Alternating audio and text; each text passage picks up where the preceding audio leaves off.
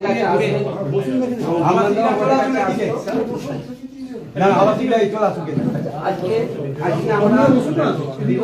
মুহূর্তে দেখতে পাচ্ছেন আরামবাগের আশা বৃদ্ধাশ্রমে আবাসিকদের কিন্তু এই মুহূর্তে দুই বিধায়ক ফল এবং মধ্যাহ্ন ভোজনের আয়োজন করা হয়েছে। তারা পৌঁছেছেন এখানে, আর দেখতেই পাচ্ছেন সেই ছবি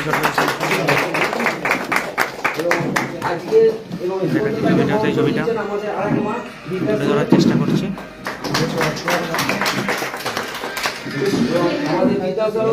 আমাদের যে কমিটি আছে তার মেম্বার হিসেবে আমাদের নিতাই বাবু উনি উত্তরীয় দিয়ে বরণ করে নিচ্ছেন জীবনদাকে।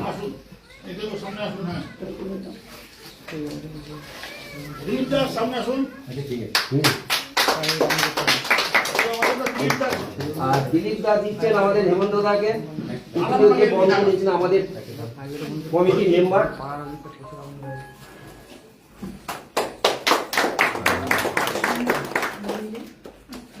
সবাই বসুন একটু, আর বসবো না, না বসলে কথা বলবো। আপনারা লিখিত আকারে দিন, এটা নাম্বারটা আমি আমরা করার জন্য ব্যবস্থা করি, ঠিক আছে? লিখিত আকারে দিন, ওকে বলছি আমি ফোন করবো না, রিকোয়েস্ট বলতে আমি একটা বলি ধর এদিকে এদিকে আপনাকে সেদিন কোথায় আমি আজ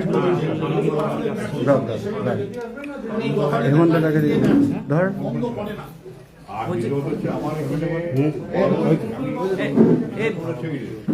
বলছি স্টেশনের ওখানে বিরাট আগুন লেগে গেছে, ফায়ার ব্রিগেড ফোন লাগছে না, কারণ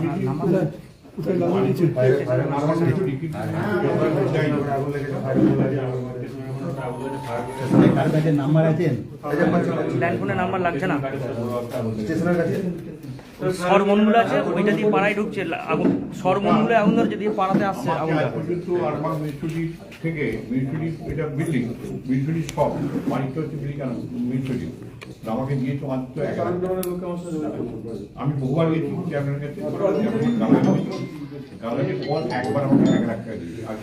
তারপর ইলেকট্রিক পোস্টটা তুলতে বলেছিলাম কোণে ঢোকা রাস্তা আমি ওকে গালাগালি করে আমি বলছি মুখে বললে একটা কাগজে লিখে কি কাগজের কাছে থেকে ভালো জিনিস। আরেকটা হচ্ছে বলছি আমার ছেলে তো আপনি আসতে পারেননি, আমি বলছি বা তুলে নিয়ে করবে তুমি আমার তো ভয় করার মানুষ আমরা ব্যবসা সমিতি থেকে সেদিনে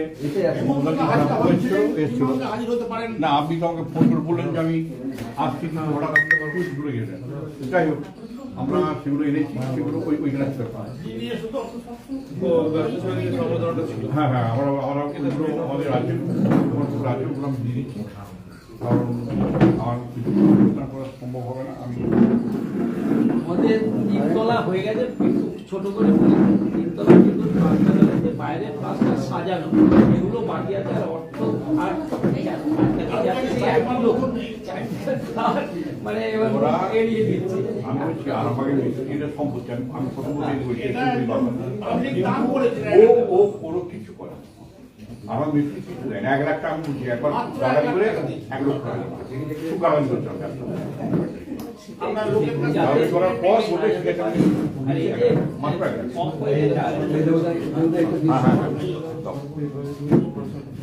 আরামবাগ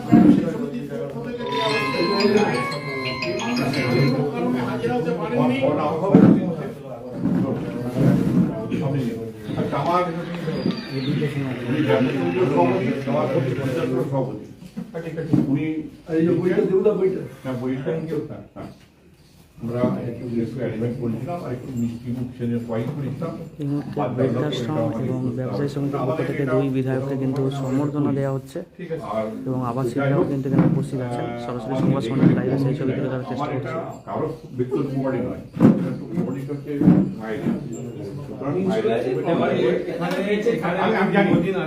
আমি জানি পাখির কিছুই ছিল না, তখন আমি জানি, কারণ আমার তো এখানে দেখা হয় না, কিন্তু আমি সব খবর পাই। আমরা যেহেতু সেক্রেটারি প্রেসিডেন্ট আমরা সব আছি, আমরা সব কথা পাই এবং আপনি আসেন করেন এবং আমি হেল্প করার প্রচন্ড সেরকম জানি। আমরা যেমন সঙ্গে ছিলাম ধন্যবাদ। আমরা লিখে একটা দিচ্ছি আমাদের আজকে আমরা খুব তাড়ার মধ্যে আছি, কারণ মোদিজি সভা হবে তো, সিএমও থেকে লোক আসছে, আমাকে বেরিয়ে যাবে, ওই জন্য তাড়াহুড়ো করছি। তো আমাদের কাজই থাকতো, ঠিক তো তোমাকে মানে আমি বিরক্ত যেন মনে করো না আমরা বিরক্ত মাঝে মাঝে করবো সমিতি থেকে মানে তুমি এর আগেও বিমান ঘোষ এই বৃদ্ধাশ্রমে প্রায় সময় আসেন। তো এটা তার কাছে নতুন একদম হেমন্ত বাগ আরামবাগে যিনি বিধায়ক তাকে নিয়ে এসে কিন্তু উপস্থিত হয়েছেন। আমাদের আমরা ফল বিতরণ করা চলছে।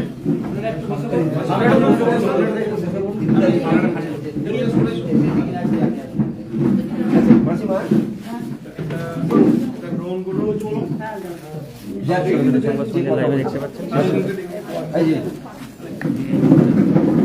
দেখাচ্ছি ছবিটা।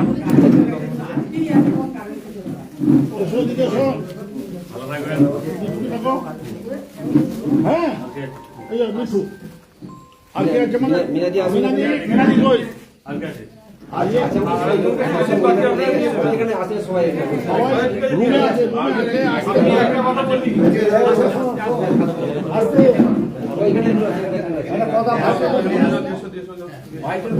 আজকে বলুন। দেখুন আমরা দীর্ঘ একটা বড় লড়াইয়ের পর, বিশেষ করে আমাদের লড়াই তো আছি সঙ্গে আমাদের বাংলার মানুষ, সবার একটা নাভিশ্বাস উঠে গিয়েছিল। সেই লড়াইয়ের পর আমাদের কাছে অত্যন্ত সুখবর যে আমরা ভারতীয় জনতা পার্টি একটা সরকার পশ্চিমবঙ্গে মোদীজির নেতৃত্বে, শুভেন্দুতার নেতৃত্বে গঠন হয়েছে। তো সেহেতু অনেকদিন থেকেই আশপাশ করছি, আপনি জানেন আমি এখানে ওকেশনে আসি, ম্যাক্সিমাম টাইমে আসার চেষ্টা করি। তো আমরা সব জায়গাতে মাছ ভাত খাওয়াচ্ছি, হ্যাঁ। তো সেহেতু বৃদ্ধাশ্রম এখানে আমাদের যারা আছেন, মায়েরা আছেন, হ্যাঁ, সবাই আছেন। তো সবার জন্য একটা ছোট্ট ব্যবস্থা, একটু দুপুরবেলা ভোজনের ব্যবস্থা, স্বল্প ব্যবস্থা করাতে পেরেছি, শুধু এটা সেলিব্রেট করবার জন্য যে পশ্চিমবঙ্গে রাষ্ট্রবাদী সরকার গঠন হয়েছে।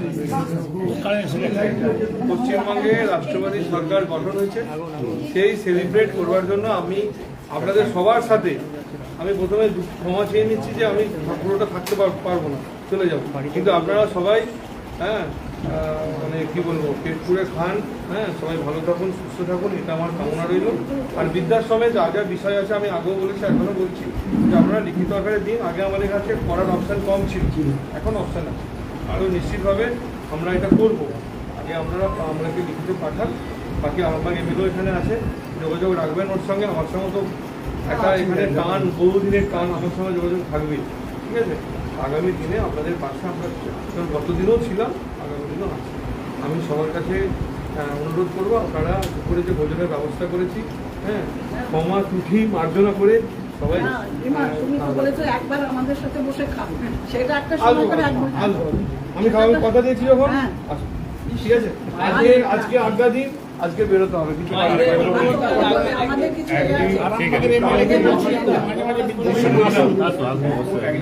আসুন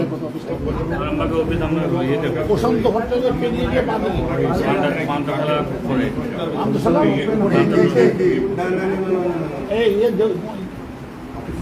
অফিস জানিয়ে দেওয়া হবে, অফিসটা রেডি হবে, রেডি হলে জানিয়ে দেবে। এবং গৌতমদা জেনে নেবেন। আসছি। নমস্কার সবাইকে, নমস্কার। আচ্ছা ওই জেবুদা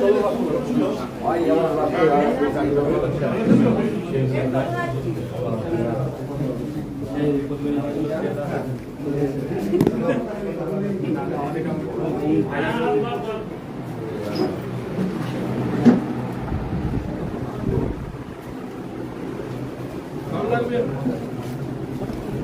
আসছি, ভালো থাকবে।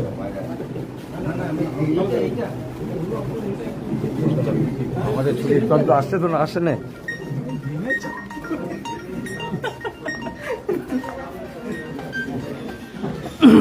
যা গরম পড়েছে, বাপরে বাপ। দাদা একটু ছোট করে একটু দাদা আজকে কি কি দেখুন, কি এখানে তো করলেন? আমার আজকের আসা নয়, যখন কেউ অনেক দিন থেকে আমি এখানে আসি এবং এনাদের সঙ্গে সুখ দুঃখ আনন্দ সব শেয়ার করে নিই।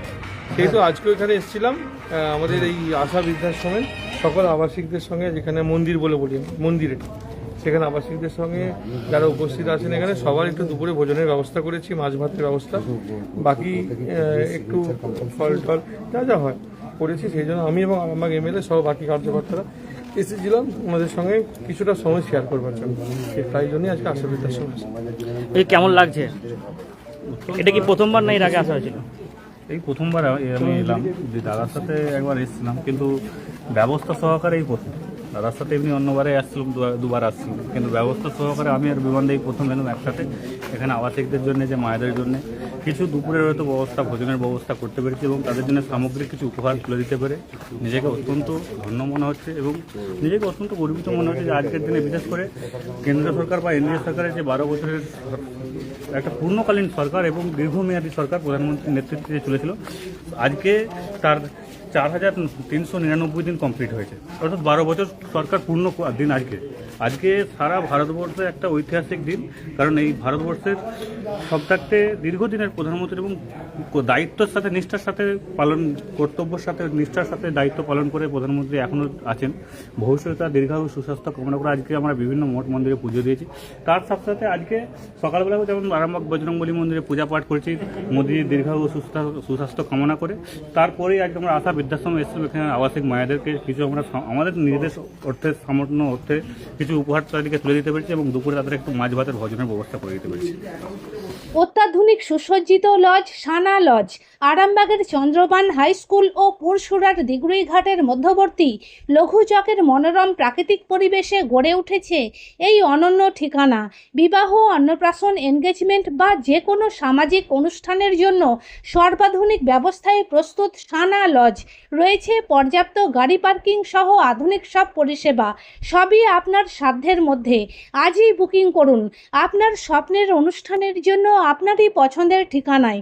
সানা লজ, দিগুড়িঘাট ও চন্দ্রবান হাই স্কুলের সন্নিকটে লঘু চকে। যোগাযোগ শাহনওয়াজ মোল্লা, মোবাইল নাম্বার 9734754516, 9641092406।